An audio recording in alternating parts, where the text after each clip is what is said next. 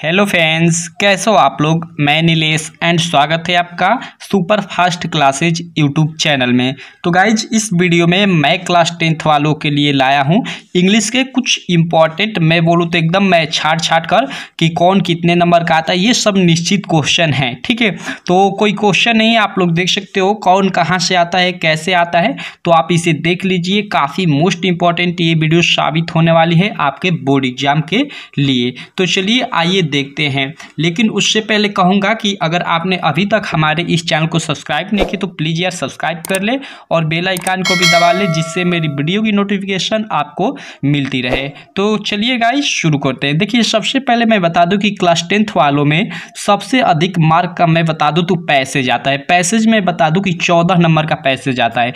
देखिए, एक आपका जो पैसेज होता है वो प्रोज से पैसेज आता है 4 नंबर का।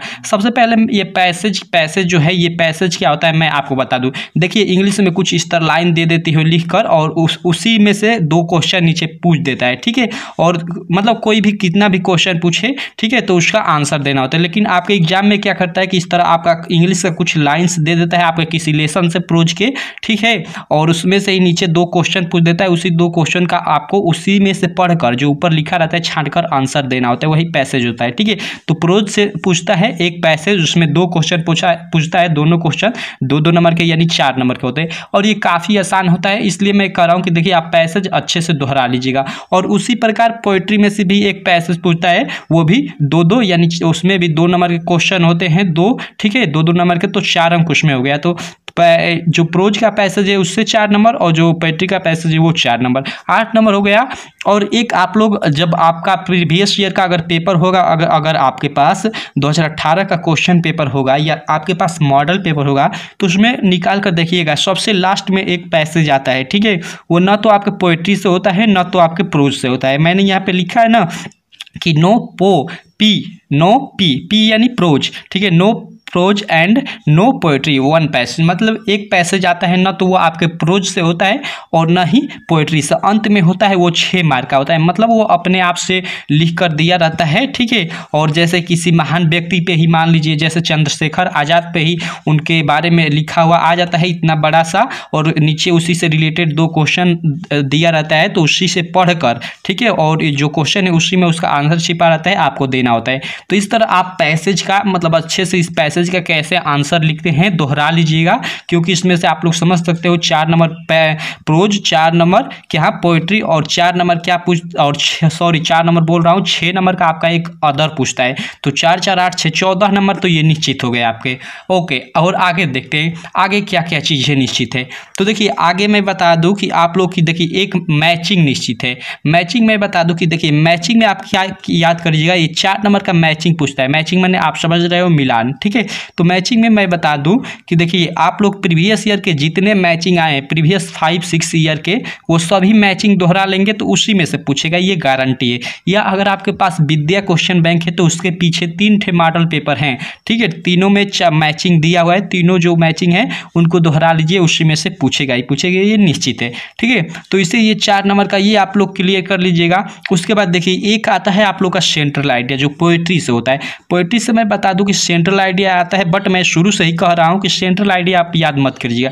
देखिए सेंट्रल आइडिया आप इतना बड़ा याद करेंगे कुछ फायदा नहीं होने वाला, केवल आप 4 लाइन का इसके जगह पोएम याद कर लीजिए, क्योंकि कहता है ना कि राइट एंड सेंट्रल आइडिया, मतलब लेसन का नाम भी दे देता है, और या आप इसके जगह क्या लिखिए कि 4 लाइन पोएम, जैसे मतलब कि तो सेंट्रल आइडिया लिखिए कि तो 4 लाइन का पोएम लिखिए। तो बताइए सेंट्रल आइडिया आसान है कि 4 लाइन का पोएम? तो सो आप कहेंगे कि 4 लाइन का पोएम ही आसान है, क्योंकि सेंट्रल आइडिया मान लो इतना बड़ा याद करो और फिर उसको लिखो तो टाइम भी वेस्ट होगा। तो उससे अच्छा कि हम 4 लाइन का पोएम ही याद कर ले और उसे ही लिख दे। तो मैं बता दूं कि आप लोग सेंट्रल आइडिया की जगह पोएम क्लियर कर लीजिएगा, और पोएम 2 क्लियर कर लीजिएगा, क्योंकि अगर मान लीजिए एक आ जाता है पोएट्री के पैसेज के रूप में तो आप उसे नहीं लिख सकते। तो सो ये यहाँ आपका मैचिंग से 4 और 3 ये सेंट्रल आइडिया यानी पोएम से आपसे 4 3 ये 7 नंबर निश्चित हो गया, यानी 14 और ये 7 ये निश्चित हो गया, कितना 21 नंबर आपका क्लियर हो गया। उसके बाद चलिए आगे दिखा देता हूं। लेकिन उससे पहले मैं बता दूं कि मैं इस तरह की वीडियो जो है हिंदी की भी बना चुका हूं। तो इधर आपको आई बटन पे इधर आई का लिंक मिल जाएगा, आई बटन का, वहां आई पे क्लिक करेंगे तो हिंदी का भी आ जाएगा, या डिस्क्रिप्शन में लिंक भी मिल जाएगा। या अगर मैं बता दूं कि आप ये जानना चाहते हैं कि पहले दिन अगर हम एग्जाम में प्रवेश करते हैं तो अपनी जो सीट होती है, आप लोग समझते हो कि कहाँ बैठना है, उसे कैसे ढूंढे, तो उसकी भी वीडियो इधर आई बटन पे आपको लिंक मिल जाएगा, या यहाँ डिस्क्रिप्शन में भी लिंक मिल जाएगा।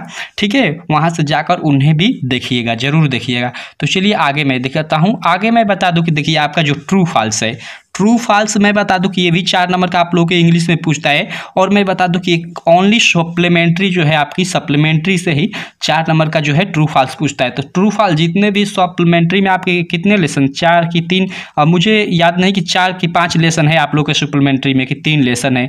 ठीक है, तो चारों तीनों जितने भी लेसन है सबका आप लोग ट्रू फॉल्स जितने हैं दोहरा लीजिएगा। ठीक है, क्योंकि मैं बता दूं कि जो आपका ट्रू फॉल्स पूछता है वो सप्लीमेंट्री में से ही पूछता है 4 नंबर का। तो ये भी क्लियर है कि 4 नंबर आपको इधर उधर कहीं भी याद करने की जरूरत नहीं। और उसी तरह ऑब्जेक्टिव टाइप का जो क्वेश्चन है, जैसे एक क्वेश्चन पूछ देता है और उसका 4 ऑप्शन दिया रहता है, उस प्रकार का क्वेश्चन भी ये सप्लीमेंट्री से ही पूछता है। तो उससे भी आप जितने भी सप्लीमेंट्री में आपके ऑब्जेक्टिव टाइप के क्वेश्चन है आप लोग सप्लीमेंट्री से ही क्लियर कर लीजिएगा। और इसके अलावा मैं बता दूं कि और यही कुछ चीज़ें निश्चित थी, इसलिए मैं इसे बता रहा हूँ। और इसके अलावा मैं बोलूँ तो काफ़ी चीज़ें और भी है, जैसे एप्लीकेशन है और आपका ऐसे भी है और कुछ ग्रामेटिकली जैसे एक्टिव पैसिव है, ये सब अलग से, तो ये तो दोहरा लीजिए। और ये गाइज ये बता दूं कि ये निश्चित नहीं है, लेकिन बोलूँ तो एप्लीकेशन में अधिकांश तो छुट्टी के लिए आता है, जो मतलब लीव फॉर 1 डेज 2 डेज, मतलब बीमार के लिए जो प्रार्थना पत्र होता है वो आता है। और या